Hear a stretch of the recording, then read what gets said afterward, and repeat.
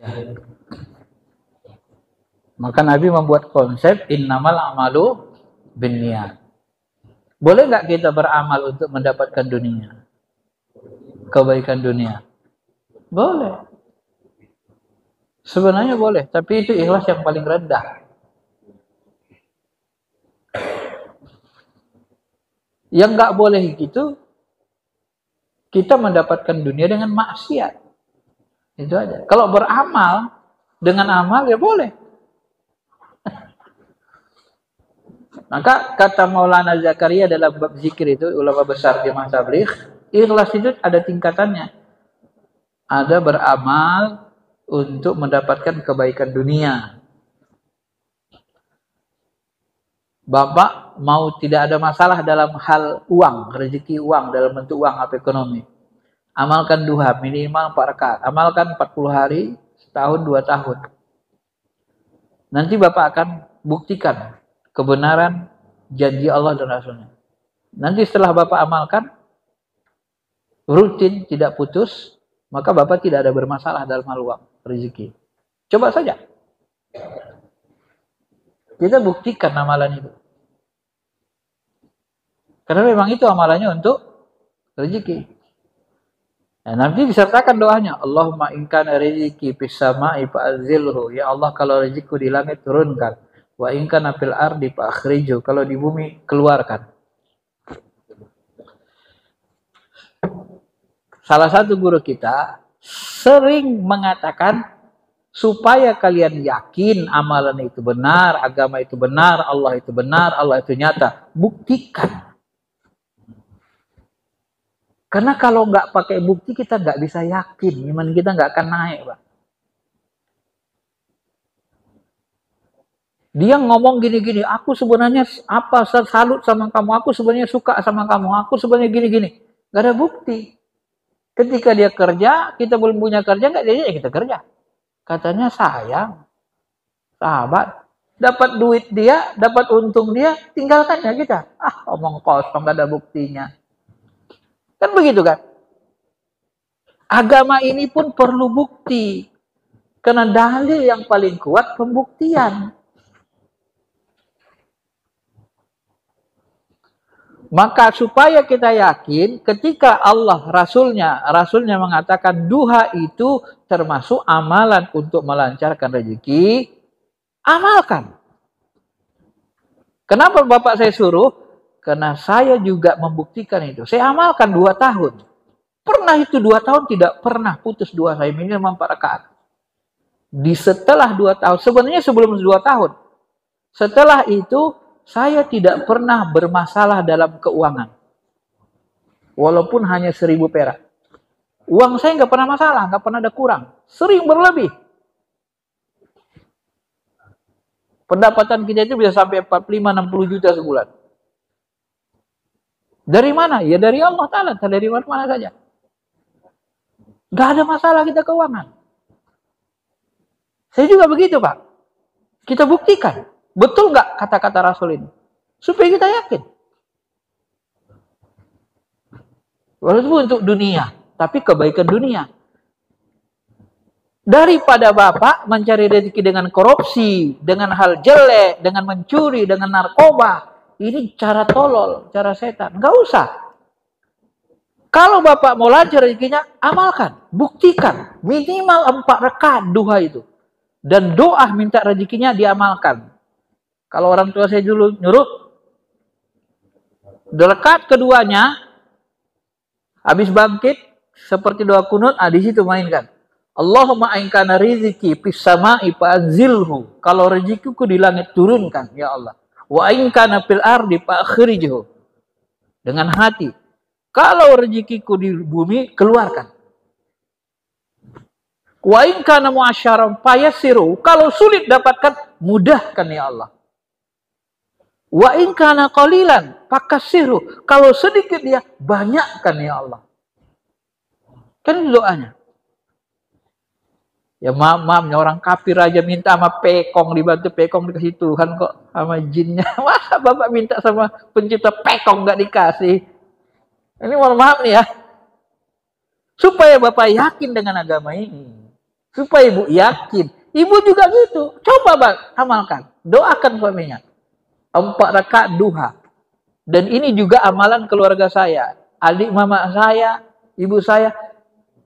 Sebelum dia meninggal pun, dia bilang sama saya, Sal, kalau kamu rezekinya tidak mau putus, tidak bermasalah dalam keuangan rezeki, amalkan duha, ini amalan ibu. Dan dia sampai meninggal tidak ada masalah dalam rezeki, Pak. Keuangan. Dan mati meninggalkan banyak kebun, banyak uang. Karena ini agama harus dibuktikan. Supaya kita yakin. Bertuhan itu, Pak. Bernabi dibuktikan. Jangan Bapak ngomong Nabi gini, Bapak nggak mau buktikan. Buktikan. Ya. Dulu ada jemaah di Pondok Indah, Masjid Raya Pondok Indah. Jemaah teman kita Ustaz Iqbal. Ustaz Iqbal cerita tentang makanan halal dan haram, pengaruhnya ke keluarga. Ustaz setelah ceramah, saya yakin apa yang Ustaz katakan. Kenapa Bapak yakin? Saya sudah membuktikan kekuasaan Tuhan. Awalnya saya ragu sama Tuhan. Bahwa makanan haram itu bisa menghancurkan keluarga anak kita. Saya kurang yakin dengan ini. Kenapa? Saya lihat orang-orang yang koruptor itu bagus-bagus keluarganya. Ada bagus keluarganya katanya. Mungkin dia lihat Jahir sepintas. Ya Allah, ini saya mau buktikan kekuasaanmu. Satu anak saya ini saya kasih makanan halal. Saya kuliahkan ke luar negeri. Dari gaji saya. Pokok halal semua. Satu anak saya ini saya sekolahkan dengan uang korupsi, uang haram. Saya mau lihat buktimu. Benar nggak? Bahwa yang buruk itu menghancurkan, yang baik itu menghasilkan yang baik. Aku mau tahu kekuasaanmu Tuhan. Dibuktikan apa? Yang satu yang haram ini hancur anaknya. Narkoba, nggak selesai kuliahnya. Yang satu ini lulus jadi sarjana, berprestasi. Akhirnya dia menangis. Aku menyesal ya Allah, karena aku menjadikan anakku sebagai eksperimen. Aku yakin samamu. Sampai begitu. Baru kita dapat kebenaran bertuhan, kebenaran beragama. Begitu Pak. Kita diajarkan musik kita ini, buktikan, jangan omong doang. Di dunia terikat spiritual begitu, buktikan. Betul nggak tarikat ini benar? Buktikan. Betul nggak nikmat ibadah? Buktikan. Betul nggak kata Tuhan? Zikir itu merasa tenang, merasa nyaman, merasa nikmat. Buktikan. Kalau nggak terdapat rasa nikmat, rasa nyaman, rasa tenang, campakkan zikir itu. Gitu aja. Karena Nabi pun begitu. Yang lalu kan sudah saya sebut. Nabi itu dibuktikan Tuhan. Begitu Nabi SAW sebelum wafat, kan sudah dibuktikan Tuhan. Madinah itu menjadi negara adidaya. Persia takut, Romawi pun takut sama dia. Dikuasainya Jazirah Arab. Sampai Hindun itu masuk Islam, kenapa? Karena dia merasa terbukti kekuatan Tuhan Muhammad. Apa dia bilang dengan Abu Sofyan? Sofyan, kenapa Dun? Aku ini sekarang gak percaya lagi sama Tuhan ini. Latta Uzzamanat nih. Tuhan kita ini. Kenapa begitu? Tapi udah kita semua dari kakek nenek kita. Iya. Bagaimana aku mau percaya sama Tuhan kayak gini? Masa kita sembah, kita puja-puja dia puluhan tahun. Dari nenek moyang kita mungkin ratusan tahun. Masa membantu kita melawan Muhammad aja nggak bisa dia katanya. Tuhan kayak apa ini katanya? Tuhan apaan kayak gini katanya? Yang benar tuh Tuhan Muhammad tuh. Coba lihat Muhammad tuh. Dia bawa pasukan besar. Dia sekarang sudah menguasai Mekah. Madinah sudah dikuasai. Itu benar Tuhan yang begitu. Dia bantu. Kalau Muhammad tidak dibantu Tuhannya, nggak mungkin dia bisa menang melawan kita. Gugur imannya. Gara-gara terbukti. Jadi harus selalu kita buat seperti itu, Pak. Supaya kita yakin. Supaya kita beragama itu dengan keimanan, keyakinan. Nah, jadi kita nggak mencil-mencil lagi kan. Apa eksperimen? Silakan buktikan. Saya punya jemaah. Dia rajin, remaja masjid, rajin sholat ke masjid. Dia pingin masuk tentara. Tes tentara, gagal. Tes tentara lagi, gagal. 3 kali. Yang terakhir 3 kali. Terakhir dia bilang apa? ya Tuhanku, kalau hari ini nggak lulus aku yang ketika ini tentara, nggak mau lagi aku ke rumahmu, ke masjidmu. Kau lihat nanti aku akan menjadi orang yang paling jahat preman di Indonesia kan. Sekarang udah jenderal dia, Pak. Itu jemaah saya di Mabes TNI. Turun saya dari khutbah Jumat, dia cerita. Tapi saya nggak berani lagi ngomong gitu, Ustaz. Kenapa?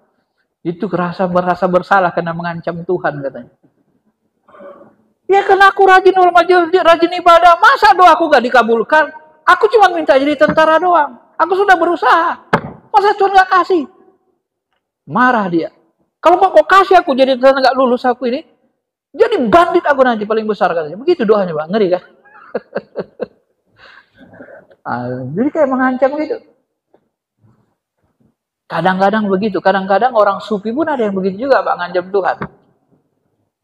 Kalau dalam posisi genting. Tapi kalau kita sudah rasa cinta, rasanya, kalau saya ya, rasanya nggak enak ngancam yang dicintai itu. Kurang enak gitu di kolbu kita. Ngancam-ngancam itu.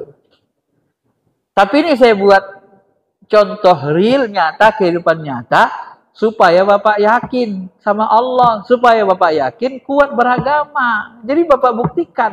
Karena sahabat itu yakin sama Allah, kuat imannya. 13 tahun di Mekah itu pembuktian semua, Pak. Dibuktikan semua. Nah, sudah banyak pembuktian baru iman kokoh. Kalau nggak kita tes, nggak kita buktikan, iman kita nggak kokoh nanti. Nggak muncul keimanan itu. Nah, dibuktikan dia. Ya, di samping kita berzikir, buktikan zikir itu betul nggak menghasilkan kenikmatan, kebaikan dan seterusnya. Ya, saya banyak dikasih amalan guru-guru itu saya buktikan. Itu rata-rata semuanya terbukti. Saking banyak yang terbukti, kadang-kadang saking banyaknya saya malas ngamalinya. Udahlah, ikhlas sajalah begitu. Iya, termasuk dalam hal rezeki, saya kadang-kadang saya buktikan juga gitu kan. Betul nggak amalnya, saya buktikan. Ternyata terbukti. Ya, ada yang terbukti 100%, ada yang terbukti 80%. Ya, tapi karena 80% itu saya anggap mungkin karena kita tidak punya cita-cita. Jadi dikasih Tuhan ya, bahasa saya nggak jelas permintaan kita apa mau kita. Jadi kasih Tuhan ya cukup aja gitu kan. Nggak belum jelas apa yang kita minta. Kita hanya minta ya mudah saja semuanya gitu kan. Nah, jadi ya, saya buktikan juga, Pak. Dikasih mursyid ini amalan, saya buktikan. Termasuk amalan kalau saya telat ceramah itu waktunya mepet supaya jangan telat gimana? Saya amalkan. Saya buktikan berkali-kali. Saya amalkan. Nggak pernah saya kelewatan. Walaupun telat dikit tapi tetap nyampe gitu loh. Cuman ngerinya kita memang gitu, Pak. Jadi waktu naik mobil kita itu kencang kali mobil kita, takut kita. Akhirnya kita itu kan. Allah alam ya. Tapi alhamdulillah akhirnya kita tidak pernah telat gitu, ya. Itu amalan yang dikasih salah satu Habib Rais. Karena dia gitu, Pak. Dia pun gitu sama ayahnya, sama jemaahnya. Sepupu saya ngomong itu. Jadi pernah mereka telat. Udah pejam mata kalian semua katanya. Pejam. Udah pejam. Dibacanya doang. Langsung sampai depan kantor mobilnya. Nah, kaget lah orang itu. Sampai seperti ini dibuktikan. Makanya mursyid itu yakin sama Allah itu kuat. Kenapa? Sering pembuktian itu dibuktikan semua gitu. Nah kalau sudah dibuktikan gitu kuasa Allah, baru mantap iman kita tadi. Ya. Baik, saya kira itu aja ya. Ya, mudah-mudahan bisa dipahami dan mudah-mudahan bisa lebih mengokohkan keimanan kita. Terima kasih. Assalamualaikum warahmatullahi wabarakatuh.